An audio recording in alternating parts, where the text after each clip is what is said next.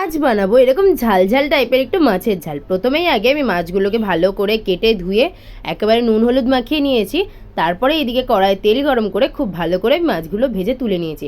আর তোমাদের জন্য একটা কোয়েশ্চেন রইল, এটা কি মাছ অবশ্যই কিন্তু কমেন্ট করে জানিও। এদিকে আমি 3টে মাঝারি সাইজের পেঁয়াজ নিয়েছিলাম কুচিয়ে। পেঁয়াজগুলোকে ভালো করে একটু ভাজা করে নিয়ে আমি সামান্য নুন দিয়েছিলাম যাতে পেঁয়াজগুলো একটু ভালো করে সেদ্ধ হয়ে যায়। তারপরে পরপর টমেটো, আদা রসুন আর সাথে লঙ্কাটাও দিয়েছিলাম। তারপরে এবার গুঁড়ো মশলার জন্য হলুদ দিলাম আর লঙ্কার গুঁড়ো আর জিরের গুঁড়ো। এবারে খুব ভালো করে কষিয়ে নিয়ে আমি সামান্য পরিমাণে একটু জল দিয়েছিলাম যাতে খুব মশলাটা সব একসাথে ভালোভাবে মিশে যায়। আর কিছুক্ষণ রেখে দিয়েছিলাম তেল ছাড়ার জন্য। তারপরে তেলটা ছেড়ে গেলেই আমি এখানে দিয়েছিলাম পরিমাণ মতো জলটা। তারপরে ওর মধ্যেই মাছগুলোকে ঢেলে দিয়ে বেশ কিছুক্ষণ ঢাকা দিয়ে রাখার পরে দেখলাম অনেকটা প্রায় হয়ে এসছে।